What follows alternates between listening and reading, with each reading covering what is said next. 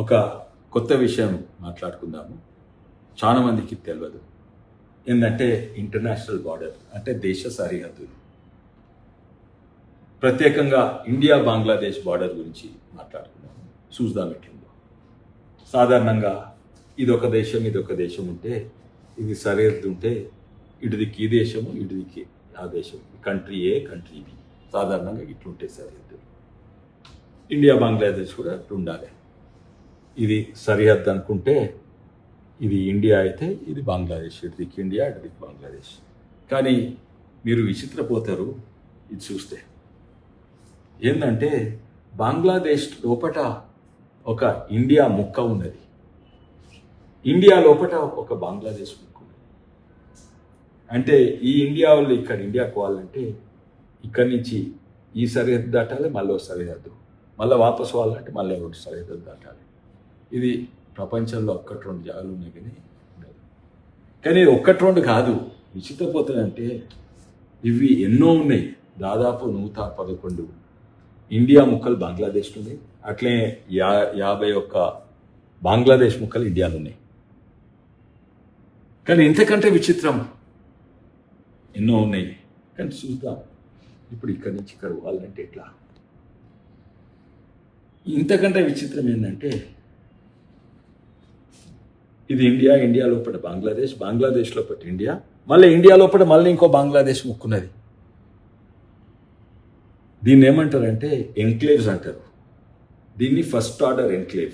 ఇది Indian enclave in Bangladesh, ఇది Bangladesh enclave in India అంటారు. ఇది ఫస్ట్ ఆర్డర్ ఎన్క్లేవ్. ఇది సెకండ్ ఆర్డర్ ఎన్క్లేవ్. అంటే ఎంక్లేవ్, ఇండియా ఎంక్లేవ్ లోపల ఇంకో బంగ్లాదేశ్ ఎంక్లేవ్ ఉన్నది. అట్లా సెకండ్ ఆర్డర్ ఎన్క్లేవ్ అంటారు. కానీ ఇంకా మీరు నమ్మరు, ఇంకా విచిత్రపోతారు. ఏంటంటే థర్డ్ ఆర్డర్ ఎన్క్లేవ్స్ కూడా ఉన్నాయి. అంటే ఇది ఇండియా, ఇది బంగ్లాదేశ్, బంగ్లాదేశ్ లోపల ఇండియా, ఇండియా లోపల బంగ్లాదేశ్, బంగ్లాదేశ్ లోపల మళ్ళీ ఇండియా. అట్లే ఇటు దిక్కు కూడా ఉన్నాయి. ఇప్పుడు చూడండి ఉదాహరణ, ఇక్కడ ఉన్నాయన ఇండియా ఆయనకు, ఇక్కడ ఉన్నాయన ఇండియాకు పోదలుచుకుంటే ఏం చేయాలి? వీళ్ళకి ఇక్కడ చుట్టాలు ఉండరు అనుకోండి, అయితే పెళ్ళి అవుతుంది అనుకోండి, ఇక్కడ నుంచి ఇండియా నుంచి బంగ్లాదేశ్ దాటాలి, ఒక్క ఇంటర్నేషనల్ బార్డర్ దాటాలి ఒకసారి ఫస్ట్ టైం. బంగ్లాదేశ్ నుంచి ఇండియాకి దాటాలి రెండోసారి, ఇండియా నుంచి బంగ్లాదేశ్ దాటాలి మూడోసారి, మళ్ళీ బంగ్లాదేశ్ నుంచి ఇండియా దాటాలి, మళ్ళీ ఇండియా నుంచి బంగ్లాదేశ్ దాటాలి, మళ్ళీ బంగ్లాదేశ్ నుంచి ఇండియాకి దాటాలి. 6 సార్లు ఇక్కడ ఈ ఇండియా నుంచి ఇండియాకు వాళ్ళంటే 6 సార్లు ఇంటర్నేషనల్ బార్డర్లు సరిహద్దు దాటాలి. మళ్ళీ వాపస్ పెళ్ళైనాక వాపస్ వాళ్ళు మళ్ళీ 6 సార్లు, అంటే 12 సార్లు హద్దులు దాటాలి. ఇంతకంటే పిచ్చి బార్డర్ ఎక్కడ ఉండగలదు? ఈ పిచ్చిదనం ప్రపంచంలోనే లేదు. కానీ పార్టీషన్ అప్పుడున్న నాయకులు గిట్లనే చేసిండ్రు. ఎందుకు చేసిండ్రు అవన్నీ తర్వాత చెప్తాం. కానీ దీనివల్ల ఏంది, ఎంతోమంది బంగ్లాదేశ్ వాళ్ళు ఇక్కడికి వచ్చి ఇక్కడ పోయి వాపస్ పోయినారు, ఇక్కడనే ఉండిపోయినరు. లక్షలాదనే కాదు, కోట్లాది మంది బంగ్లాదేశ్ వారి కంటే ఎక్కువ మంది ఇక్కడికి వచ్చిండ్రు. ముస్లిమ్స్ ఇక్కడనే ఉండిపోయినరు. ఇక్కడ రేషన్ బియ్యము, ఓటర్ ఐడీలు అన్నీ తీసుకున్నారు. ఎప్పటి సంది జరుగుతూనే ఉన్నాయి. మొన్నటి వరకు ఇప్పుడే జరుగుతున్నాయి. లక్షలాది కోట్లాది మంది అస్సాం పోయి ఇప్పుడు అస్సాం మాదే అంటున్నారు. ఎంతోమంది బెంగాల్కి వచ్చిండ్రు, బీహార్కి వచ్చిండ్రు, యూపీకి వచ్చిండ్రు. అదే కాక యమునా తీరంలో జుగ్గీస్ అంటారంటే గుడిసెలలో వీళ్ళే ఉంటున్నారు, ఉండనిస్తున్నారు. ఇట్లా ఫ్రీగా ఇట్నుంచి అటు పోయేటట్టు. ఇట్నుంచి ఎవడు పోతాడు అక్కడ. కానీ వీళ్ళందరూ అయితే ఇక్కడికి కోట్లాది మంది వచ్చిండ్రు. డెమోగ్రఫీ మార్చిండ్రు. అండ్ వీళ్ళు ఓట్ బ్యాంక్గా తయారైండ్రు. ఎవరు ఓట్ బ్యాంక్లో మీకు తెలుసు. ఢిల్లీ మీద జుగ్గీలకు ఎవరు ఓటేస్తారు? అస్సాంలో వీళ్ళు పోయిన వాళ్ళు ఎవరు ఓటేస్తారు? ఇక్కడ నిజంగానే ఇట్లా కొనసాగుతుంది. ఇది 111 ఎంక్లేవ్స్ ఇటు ఉంటే అక్కడ 51 ఎంక్లేవ్స్ అట్టున్నాయి.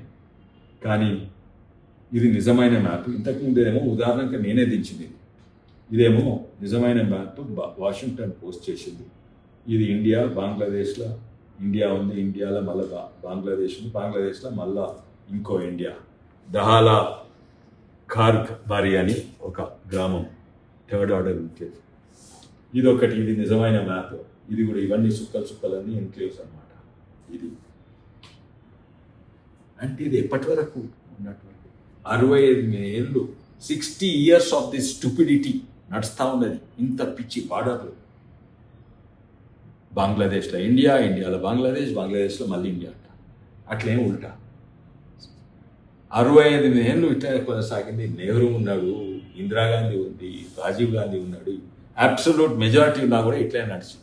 ఎందుకు? ఎందుకంటే ఓట్ బ్యాంక్ పాలిటిక్స్. ఏంది? ఎందుకు బార్డర్ లేదు? ఉదాహరణగా ఇక్కడ ఎలక్షన్ జరపాలంటే ఇక్కడ ఈవీఎంలు అవుతాయా? ఇక్కడ ఈవీఎంలు అవుతాయా? ఎలక్షన్ జరుగుతాయా? లేకుంటే ఇక్కడ వచ్చిన వాళ్ళు వాపస్ పోతుండ్రా? వీళ్ళు ఓట్ బ్యాంక్గా తయారైతే లేదు. వీళ్ళందరూ ఇక్కడికి వచ్చి సరే రాజకీయాలు పక్కకు పెట్టండి. ఇక్కడ వడ్లు వండిస్తే భారతదేశం కొనుగోలు ఎట్లా చేస్తుంది? ఇక్కడ నుంచి ఇక్కడ 5 kgs ఫ్రీ బియ్యం ఇవ్వాలంటే ఎట్లు ఇస్తారు ఇక్కడికి? అది కూడా పక్కకు పెట్టండి. వడ్లు బియ్యం పక్కకు పెట్టండి. ఇక్కడ కరెంట్ కావాలంటే ఎవరు ఇస్తారు? బంగ్లాదేశ్ ఇస్తుందా? ఇండియా ఇస్తుందా? బంగ్లాదేశ్ ఇస్తుందా? ఇండియా ఇస్తుందా? ఇక్కడ నుంచి కరెంట్ ఇక్కడ ఇన్ని సరిహద్దులు దాటి పోగలుగుతుందా? అదే కాదు ఇక్కడ తాగునీళ్ళు ఎవరు ఇస్తారు? మీకు అభివృద్ధి లేదా? ఇక్కడ గవర్నమెంట్ స్కూల్ కట్టి వస్తుందా? ఇక్కడ గవర్నమెంట్ హాస్పిటల్ కట్టి వస్తుందా? ఇక్కడి నుంచి మందులు వస్తారా? 6 సరిహద్దులు దాటి 3-4 సరిహద్దులు దాటి అంటే ఇన్నేళ్ళు ఇట్లే కొనసాగుతుంది. అంటిల్ 2015 మోడీ ప్రభుత్వం వచ్చినప్పుడు, అప్పుడు నేను టీఆర్ఎస్గా ఎంపీగా ఉంటుంది. అప్పుడు 100th అమెండ్మెంట్ నుంచి ఇది సవరణ చేసింది. రాజ్యాంగం సవరణ చేసి అప్పుడు సరి అయిన సరిహద్దులు సరిదిద్దుకున్నారు మోడీ వచ్చినాక. లేకుంటే 65 ఏళ్ళు ఇట్లనే కొనసాగుతుంటే మోడీ వచ్చినాకనే మళ్ళీ సరిహద్దు ఇట్లున్నది. ఇట్లా 65 అంతవరకు ఈ ఓట్ బ్యాంక్ పాలిటిక్స్ ఇవన్నీ నడుస్తున్నాయి. Until Modi government. అప్పుడు 28 May 2015 నేను లోక్సభలో ఉంటుంది. అప్పుడు 100th amendment of the constitution, land boundary agreement between India and Bangladesh. ఇవి ఎన్నో 65 ఏళ్ళు ఎంతో మంది, కొందరు కాంగ్రెస్ నాయకులు కూడా వాళ్ళ నాయకులు చెప్పిండ్రు ఇది మంచిది కాదు, మంచిది. ఎంతో మంది ఆఫీసర్స్ చెప్పిండ్రు ఇట్లా సరిహద్దు ఇట్లుంటే దేశ సురక్షతకు మంచిగా ఉండదు. ఇవన్నీ కూడా చెప్పిండ్రు, అభివృద్ధి కాదు. అదే కాక ఆర్మీ వాళ్ళు చెప్పిండ్రు, ఐఏఎస్ ఆఫీసర్ చెప్పిండ్రు, సొంత కాంగ్రెస్ వాళ్ళు కూడా చెప్పిండ్రు. అయినా కూడా చేయలేదు. ఓట్ బ్యాంక్ పాలిటిక్స్ వల్ల. ఈ అగ్రిమెంట్ తర్వాత ఎక్స్చేంజ్ చేసుకున్నారు ప్రాపర్ బౌండరీ. ఇప్పుడు మొన్న 2015 నుంచి ఆ అగ్రిమెంట్లు అన్నీ గీడున్నాయి. కానీ ఒత్తిడి తేంగా కాంగ్రెస్ వాళ్ళు, ఐఏఎస్ ఆఫీసర్లు, ఆర్మీ వాళ్ళు ఒత్తిడి తేంగా ఏదో చేసినట్టు 2 సంతకాలు పెట్టిండ్రు.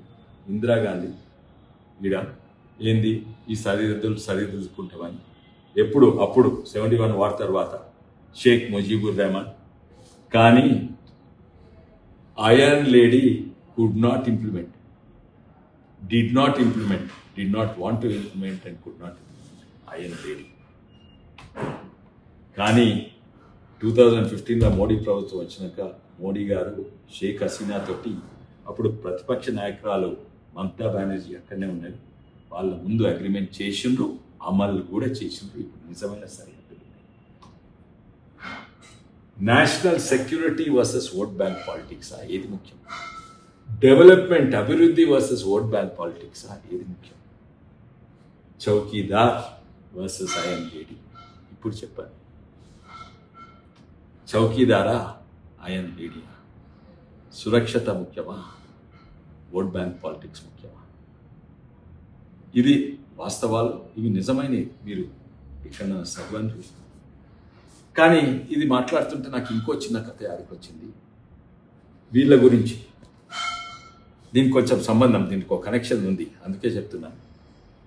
వీరు అంబేద్కర్ గారు అందరికి తెలిసి గుర్తుపడతారు, చాలామంది నన్ను గుర్తుపడతారు. జోగేంద్రనాథ్ మండల్ అని. ఆయన కూడా SC federation of India Bengal అధ్యక్షుడు ఉండేది. అప్పుడు బెంగాల్ ఇండియాలో ఉండేది. పార్టీషన్ కంటే ముందు. ఆయన అక్కడి నుంచి గెలిచిండు. జెస్సోర్ నుంచి. జెస్సోర్ కులానా అంటే హైదరాబాద్ సికింద్రాబాద్ పక్క ఉంటే అక్కడి నుంచి గెలిచిండు. అయితే అంబేద్కర్ గారు కాన్స్టిట్యూన్స్ చాలా చదువుకున్నాయన. ప్రపంచంలో బహుశా ఇంత జ్ఞానం ఉన్నాయన చాలా తక్కువ ఉండే. ఏషియాలో అయితే నేనే లేకుండా డబుల్ పిహెచ్డి. వీళ్ళ ముందు గాంధీ నెహ్రూలేమో జస్ట్ లా డిగ్రీ చేసిండు, కానీ ఈయన డబుల్ పిహెచ్డి చేసిండు. ఈయనకంటే పెద్ద సమర్థులు ఉండేది. అయితే ఈయన ఎట్టి పరిస్థితుల రావద్దని కొంతమంది కోరుకుండే. ఎవరికో తర్వాత చెప్తాను. ఏది కాన్స్టిట్యూన్స్ అసెంబ్లీకి ఎలక్ట్ కావద్దు. అయితే ఈయన అంబేద్కర్ గారు ఎక్కడి నుంచి, ఆయన మహారాష్ట్ర నుంచి. మహారాష్ట్రలో అప్పుడు కాంగ్రెస్ టాప్ ఉండే. అయితే మహారాష్ట్ర నుంచి టికెట్ దొరకకుండా, మహారాష్ట్ర నుంచి నిలబడకుండా చేసిండ్రు. అయితే అంబేద్కర్ ఎక్కడి నుంచి, తమిళనాడు నుంచా, కాశ్మీర్ నుంచా, ఎక్కడి నుంచి. అయితే ఈ మహానుభావుడు అప్పుడు బెంగాల్, ఈ మహానుభావుడు జెస్సూర్ కులా నుంచి ఆయన సీట్ త్యాగం చేసి నా దగ్గర నిలబడన్నాడు. అయితే బెంగాల్ నుంచి మహారాష్ట్ర అయినా బెంగాల్ అంటే అవి ఇప్పుడు పాకిస్తాన్, తర్వాత అప్పుడు పాకిస్తాన్ అయింది, తర్వాత బంగ్లాదేశ్. ఈయన సీట్ త్యాగం చేసి ఈయనకి ఇచ్చిండు. ఇక్కడి నుంచి గెలిచిండు. ఎక్కడి నుంచి? జెస్సోర్ కులానా నుంచి అంబేద్కర్ బెంగాల్, మహారాష్ట్ర అయినా అక్కడ గెలిచిండు. ఆ ఎలక్షన్స్ అప్పుడు ఈయన ఇంతకుముందు కొట్లాడినప్పుడు కాంగ్రెస్ పార్టీకి విరుద్ధంగా కొట్లాడింది. అసలు ఎస్సీ అయినా కూడా ఒక పెద్ద గొప్ప కాంగ్రెస్ భూస్వామి పెద్ద లీడర్తో కొట్లాడి గెలిచింది. అదే సీట్ ఈయనకు త్యాగం చేసిండు. ఈయన గెలవాలంటే అందరు సపోర్ట్ ఇవ్వాలి. అప్పుడు కష్టంగా ఉండేది. అయితే ఈ మహానుభావుడు ఈయన ఎవరంటే మదన్ మోహన్ మాల్వియా. ఈయన హిందూ మహాసభ అధ్యక్షుడు ఉండే. ఈయన సపోర్టు, ఈయన త్యాగంతో ఈయన బెంగాల్ నుంచి కాన్స్టిట్యూంట్ అసెంబ్లీ గెలిచిండు. ఇది చరిత్ర. వాస్తవాలు చెక్ చేసుకోండి. అదే కాదు, దీనికి బార్డర్కి ఏం సంబంధం అంటే ఈ జెస్సోర్ కులానా ఉన్నది కదా, ఆ రెండు గ్రామాలు నగరాలు పక్కకు దీని నుంచి గెలిచింది కదా, అక్కడి నుంచి అంబేద్కర్ గెలిచింది కదా. అంబేద్కర్ను ఈ ప్రాంతం గెలిపించిందని ఆ కక్షతోటి ఈడ హిందూ మెజారిటీ ఉన్నా కూడా అది బలవంతంగా పాకిస్తాన్తో కలిసిండు. అప్పుడు నెహ్రూ వాళ్ళు, అప్పుడున్న కాంగ్రెస్ ప్రభుత్వం ఈ ప్రాంతం హిందూ మెజారిటీ ఉన్నా కూడా ఇక్కడి నుంచి అంబేద్కర్ని గెలిపించిందని అది అక్కడ ఇచ్చేసింది. అప్పుడు ఎన్క్లేవ్స్ కూడా ఉండేది మధ్యలో ఉన్నా, అది కూడా పక్కకు పెట్టి అది ఇచ్చేసింది. ఎందుకు? కక్షణ అంబేద్కర్ మీద. ఎందుకంటే ఈ ప్రాంతము ఈయన గెలిపించిందని పాకిస్తాన్ కలిపేసింది. ఇది నిజమైన వాస్తవాలు, చరిత్ర. ఇది అందరికి కూడా తెలిసి ఉండాలి. ఎందుకంటే ఒకటి అది పెట్టుకోవాలి, అందరూ కూడా ఎన్నో పొలిటికల్ పార్టీస్ అన్ని తప్పులు చేస్తారు. కొన్ని మంచి పనులు కూడా చేస్తారు, కొన్ని చెడు పనులు చేస్తారు, ఎంతోమంది నాయకులు.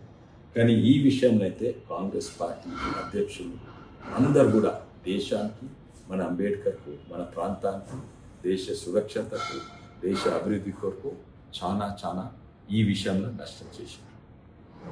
అందరికీ ధన్యవాదాలు. మరోసారి భారత్ మాతాకి జై. జై హింద్.